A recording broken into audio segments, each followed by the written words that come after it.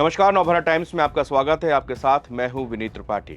प्रेमानंद महाराज को लेकर जगत गुरु रामभद्राचार्य ने एक बयान दिया कि उनको संस्कृत का एक शब्द भी नहीं आता। उनको शास्त्रार्थ करने की चुनौती तक दे डाली। दरअसल ये मामला सोशल मीडिया पर जैसे ही आया तूल पकड़ लिया। अब लोग इस बात पर बहस करने लगे कि क्या भक्ति होने के लिए, क्या ईश्वर के प्रति समर्पित होने के लिए संस्कृत भाषा की आवश्यकता है। इस देश में करोड़ों लोग ऐसे होंगे जिसको संस्कृत भाषा का ज्ञान नहीं है, लेकिन वो भक्ति करते, पूजा करते, भगवान के स्मरण करते हैं। इस मामले में मथुरा के पूरे संत समुदाय में भारी गुस्सा हुआ। लोगों ने इसका विरोध किया, खास तौर से संत समुदाय ने इसका विरोध किया और कहा कि प्रेमानंद महाराज की वजह से आज बहुत सारे ऐसे लोग हैं जिन्होंने अपना मार्ग बदल दिया। जो बहुत सारे दूसरी चीज शराब पीते थे, कोई दूसरे काम करता था, लेकिन उन्होंने उनका भाषण, उनके प्रवचन सुनने के बाद में अपनी शैली को बदल दिया, अपने आप को बदल दिया। देश भर की तमाम हस्तियां प्रेमानंद महाराज के पास में जाने लगी और उनके कहे हुए बातों को मानने लगी, स्मरण करने। उनके कहने का तरीका, सहजता, सरलता दुनिया भर के तमाम लोगों को छूती है। लेकिन उनके बारे में रामभद्राचार्य का एक ये गलत बयानबाजी किसी को भी रास नहीं है। रामभद्राचार्य पर तमाम सवाल उठे। इस पर शंकराचार्य स्वामी अविमुक्तेश्वरानंद का भी बयान आया है। सुनिए क्या कह रहे हैं वो एक पीले कपड़ा वाले महात्मा जी हैं वृंदावन के, प्रेमानंद जी। कह रहे हैं कि उनको एक अक्षर संस्कृत नहीं आती है। उनको संस्कृत आने की जरूरत क्या है? वो तो भगवान नाम का प्रचार कर रहे हैं और भगवान का नाम संस्कृत में ही है।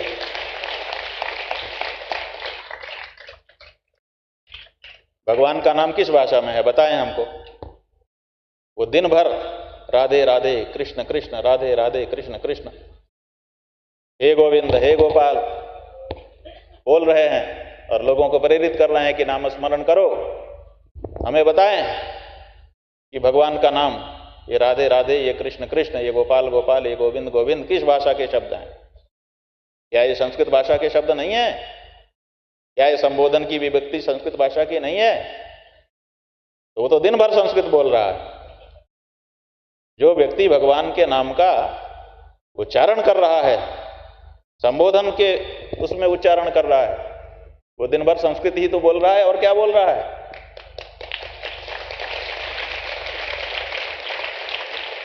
आपको नहीं दिखाई देता, आपको सुनाई भी नहीं देता लगता है। शंकराचार्य स्वामी अविमुक्तेश्वरानंद को आप सुन रहे थे, जिन्होंने साफ तौर पर इस जो बयान दिया है उसकी मलामत की है। आपको बता दें कि रामभद्राचार्य और शंकराचार्य का पहले भी विवाद होता रहा है।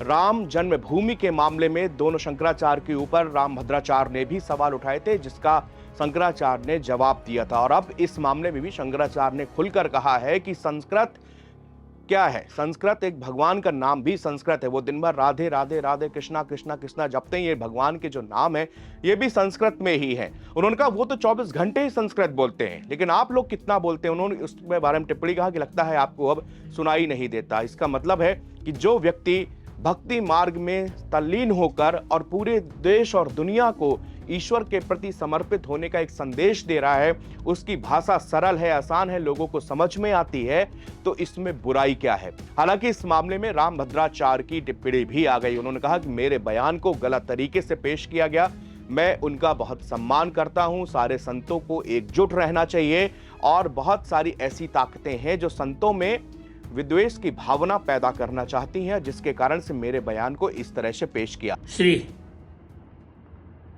आज सनातन धर्म पर चारों ओर से आक्रमण हो रहे हैं। अब सभी हिंदुओं को बिल्कुल पारस्परिक भेद छोड़कर इकट्ठा होने की आवश्यकता है।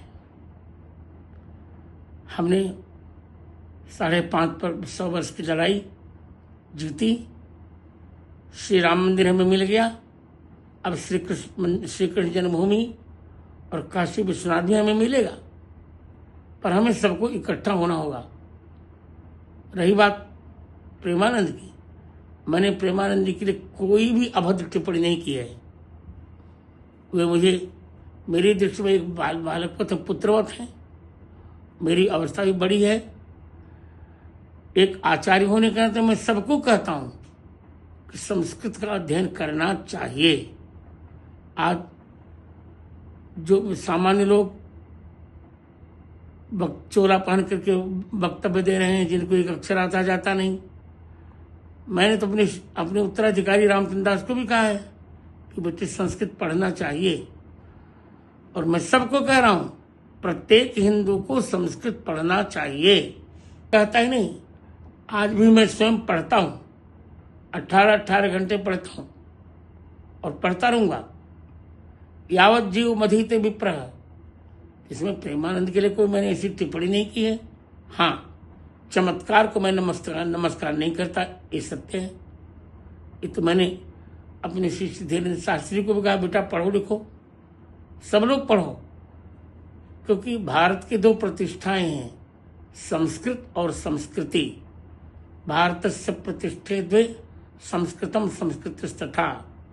भारतीय संस्कृति को जानने के लिए संस्कृत का पढ़ना नितांत आवश्यक है। मैं किसी के लिए कुछ भी नहीं कह रहा हूं, सभी संत मेरे लिए स्नेहभाजन हैं और स्नेहभाजन रहेंगे। विधर्मी शक्तियां सनातन धर्म को निर्बल बनाने के लिए तोड़ मरोड़ कर पेश करती हैं, संतों में भेद डालती हैं। अभी सब संतों को एक हो जाना चाहिए, एक होकर हिंदू धर्म की रक्षा में तत्पर हो जाना चाहिए। मेरा ये तो कहूंगा ही, और मैं प्रत्येक संत से कह रहा हूं, यहां तक कि प्रत्येक हिंदू से कह रहा हूं कि भारतीय संस्कृति को समझने के लिए संस्कृत पढ़ो, पढ़ना चाहिए। स्वाध्यायान मां प्रमदः। इसलिए ये जो मेरे लिए भ्रम फैलाया जा रहा है, ये गलत है। मैंने प्रेमानंद या किसी संत के प्रति कोई भी गलत टिप्पणी नहीं की है, और न करूंगा। अब जब भी प्रेमानंद जी मुझे मिलने आएंगे, मैं निश्चित आशीर्वाद दूंगा, तो उनको हृदय से लगाऊंगा। उनके स्वास्थ्य के लिए भगवान श्री रामचंद्र जी से मैं प्रार्थना भी करता हूं, और निरंतर उनके दीर्घायु की कामना करता रहूंगा।